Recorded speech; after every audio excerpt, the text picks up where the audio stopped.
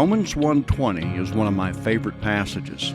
Please note, "For his invisible attributes, namely his eternal power and divine nature, have been clearly perceived ever since the creation of the world in the things that have been made, so they are without excuse." God's invisible attributes, God's eternal power and divine nature, clearly perceived ever since the creation of the world. How? In the things that have been made. Sowing and reaping, it's all around us. Everything in this world, both visible and invisible, would not exist apart from this principle. God giving increase in accordance with His divine will and purpose. One of the most important aspects of this divine principle is the first fruits. In Romans 11:5, Paul calls them the remnant, while in Romans 11:7, he calls them the elect. In Romans 11:2 through 4, Paul likens this remnant, or elect, to the 7,000 men God reserved for Himself. God knows them that are His. The first fruits are the assurance of the rest of the harvest. For if the first fruit is holy, the lump is also holy, and if the root is holy, so are the branches. This is why John sees a great multitude that no one could number immediately after the first fruits. The word elect is defined by Strong's as select, by implication, favorite, taken from the root meaning to select. This word is found 22 times in the King James New Testament, most often rendered elect, but also chosen 6 times. 22 is the number of sonship, or the sons of light.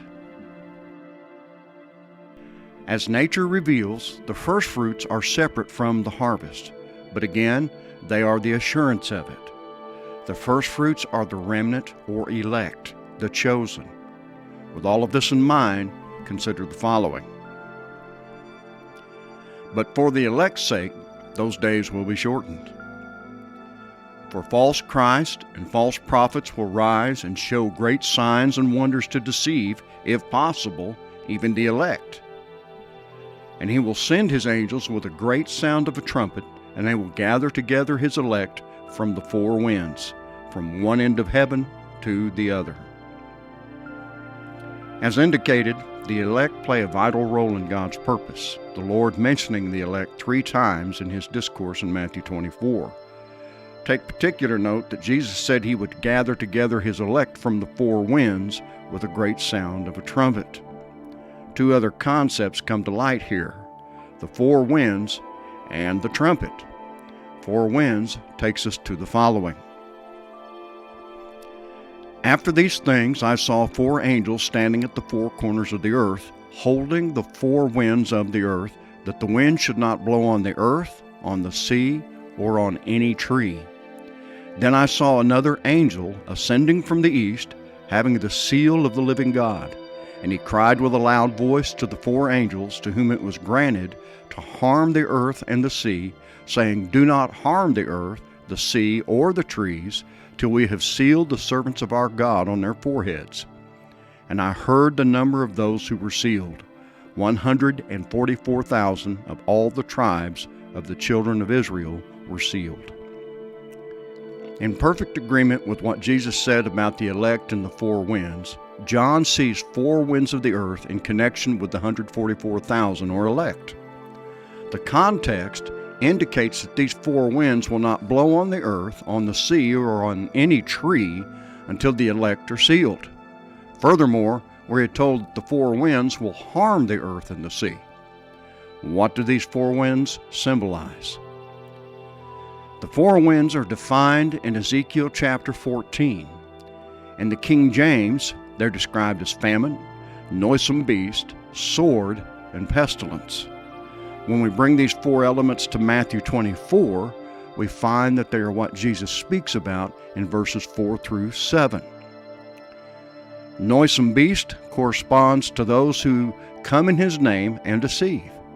The sword corresponds to wars and rumors of wars, nation against nation and kingdom against kingdom.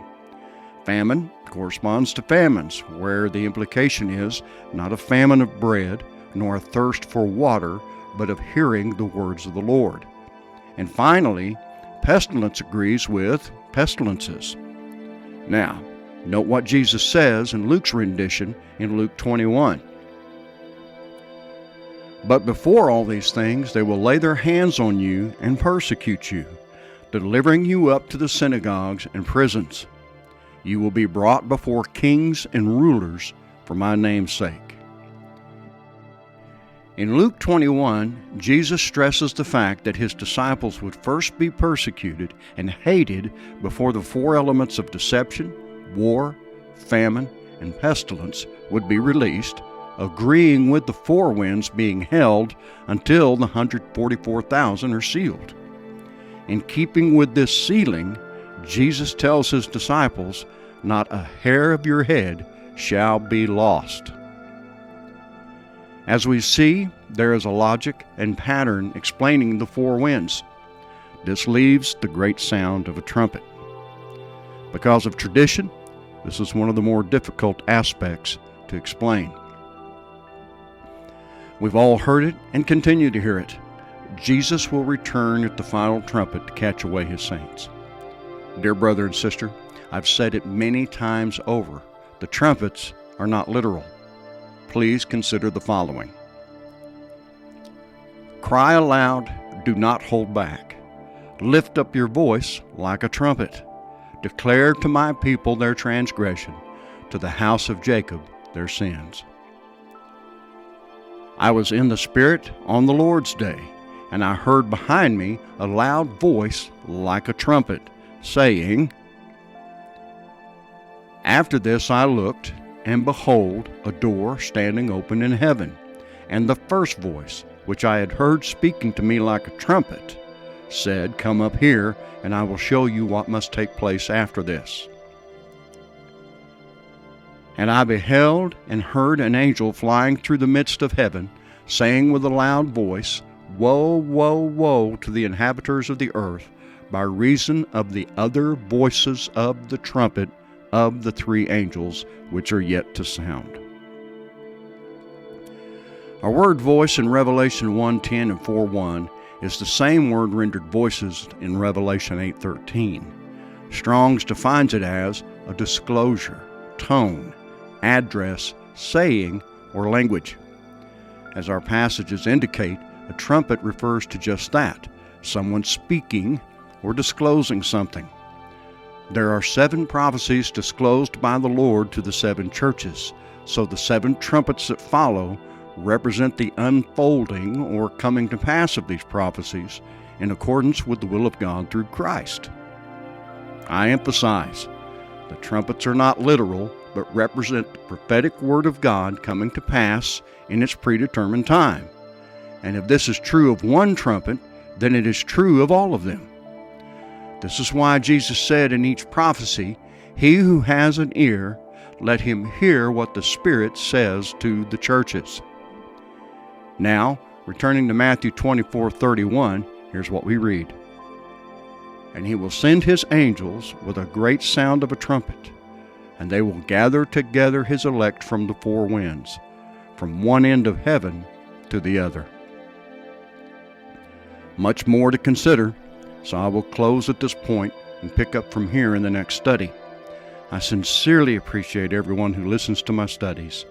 Please feel free to like, comment, or subscribe, and thank you for being a part of Grain of Wheat Publishing.